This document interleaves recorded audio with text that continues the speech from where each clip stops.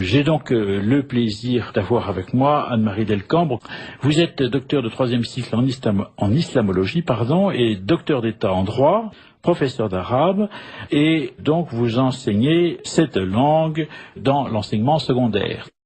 Est-ce qu'un dialogue entre l'islam et le christianisme est possible? Sur quelle base? Comment peut-il y avoir du dialogue puisque les musulmans considèrent que l'évangile, la Torah et l'évangile, c'est faux. C'est-à-dire c'est faux, c'est à la limite tout est repris, réhabilité par le Coran. Parce que vous ne savez pas que pour l'islam, tout a été islamisé. C'est-à-dire que la Torah est une Torah islamisée, l'évangile est un évangile islamisé. Quand le Coran parle de la Torah et de l'évangile, c'est quelque chose qui aurait existé avant l'époque d'apprendre. Quelque chose d'absolument ahurissant, très virtuel, et que le Coran a repris, magnifié, islamisé.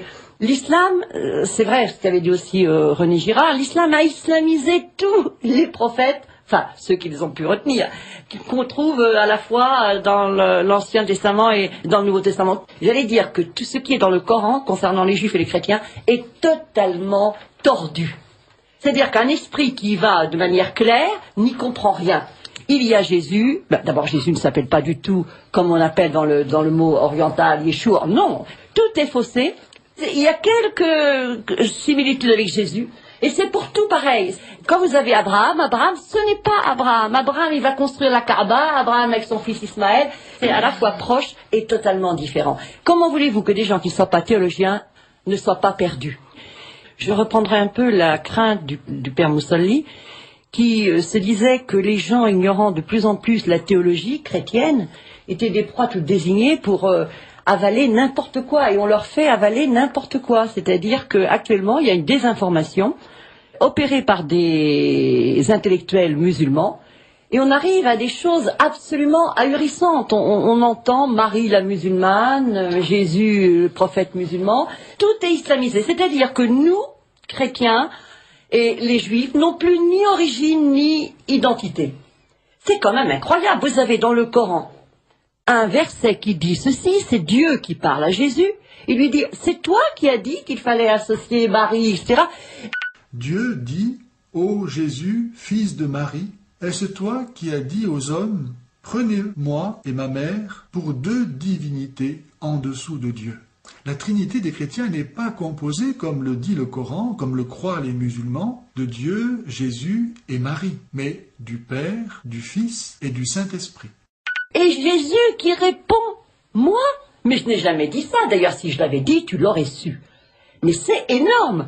Et je pense que les prêtres catholiques qui ne veulent pas lire ça, alors que c'est écrit, et qui se trouvent éjectés, surtout les catholiques, qui vont vers les musulmans la main tendue, moi, ça me fait bondir de ne pas vouloir considérer ce qu'il y a d'ahurissant pour les chrétiens et les juifs, qui se trouvent éjectés complètement, puisqu'il y a même un hadith qui dit ceci, tout enfant né musulman, ce sont ses parents qui en font un juif et un chrétien. Exactement comme des animaux à qui on aurait coupé les oreilles, qui seraient dénaturés. Mais la vraie nature, c'est l'islam. L'enfant né musulman. Mais ça, jamais on ne le dit. Les musulmans ne veulent pas dire. Et c'est pour ça que le père Moussalli disait, je veux rappeler qu'il y a dans le Coran des sourates, deux sourates en particulier, la sourate de l'araignée, Ankabut, et l'autre des abeilles, qui dit « Discutez avec les gens du livre de belle manière ». Et ce dialogue islamo-chrétien, c'est pas du tout les dialogues pour dire « je vais m'entendre bien ». C'est pour, en quelque sorte, arriver à les convaincre. Et on va y arriver. Les trois monothéistes, les religions du livre, il n'y a pas de différence, Jésus le musulman, Marie la musulmane, etc., etc. Des tas d'inepties énormes. Et je ne comprends pas que des théologiens catholiques puissent être aussi aveugles. Je le dis franchement, je suis sidérée. Et évidemment, les gens qui savent, eh bien, ils ne peuvent que se taire. Et parler de pratique modérée de l'islam, oui, mais islam modéré, non. Si on suit les textes à la lettre, c'est catastrophique comme résultat. Et j'ose le dire, d'ailleurs, ça donne les résultats que l'on peut voir, à savoir le djihad. Ma conception est la suivante. Je dis que l'islamisme est contenu dans l'islam comme ce qu'il dit, comme le poussin l'est dans l'œuf, c'est-à-dire que un islamiste est quelqu'un qui pousse jusqu'à l'extrême ce qui est dans le Coran, mais on ne peut pas dire que ce ne soit pas un musulman. Les gens voient le Coran et bon, ils partent de la sourate 1 jusqu'à la sourate 114 en disant, bon, c'est linéaire, on lit, on trouve ça là, on picore, il y a ça, oh ben oui, regardez, il y a des versets gentils, il y a des versets méchants. Mais ça se passe pas comme ça, il y a des gens qui passent des années d'études, des juristes, pour savoir qu'il y a d'abord le principe de l'abrogation, c'est-à-dire que les versets révélés en dernier abrogent ceux qui ont été révélés en premier. Vous allez dire, c'est pas très grave. Non, ce n'est pas très grave s'il n'y avait pas ce principe qu'on va plutôt du plus doux au plus dur. C'est-à-dire qu'il y a par exemple la sourate 9 où vraiment ça annule, ça abroge tout ce qui a été dit de gentil avant. Et si on ne considère pas l'abrogation, on ne comprend rien. Alors c'est vrai que le musulman lambda, il ne connaît pas forcément tout, mais les juristes savent qu'il y a certaines sourates qui sont totalement abrogées, certains versets totalement abrogés. Depuis 14 siècles, l'islam fonctionne. Et il fonctionne comme étant non pas seulement une foi, mais également une loi. Et la grosse erreur qu'on a commise sur le droit musulman, c'est de croire que c'était un droit comme le droit, disons, occidental. Non, le droit musulman, c'est la théologie pratique, c'est une orthopraxie. Et par conséquent, le droit, c'est pas seulement les 500 ou 600 versets que vous allez repérer dans le Coran et qui, par exemple, ressembleraient à ce que nous connaissons juridiquement. Non, tout est droit, c'est-à-dire tout comportement obéit à une règle et toute règle est une règle de comportement.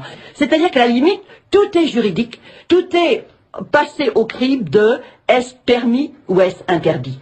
Qui a élaboré ça? C'est tout un travail sur 14 siècles. Que les historiens connaissent bien, à savoir que lorsque vous avez eu des juristes qui ont écrit, il y a des ouvrages entiers, ce que ces grands jurisconsultes vont élaborer, eh bien, c'est considéré comme parole de Coran. Et ça, on ne le comprend pas. Pour les musulmans, les savants sont les successeurs des prophètes. Ils le disent. C'est-à-dire, c'est un peu comme les papes chez nous. Et ce qu'on fait actuellement, c'est-à-dire c'est une désinformation criminelle, parce qu'on dit, mais regardez, il y a ça, c'est écrit. Alors que cela, pour ceux qui savent, eh bien, ça n'est plus du tout en vigueur.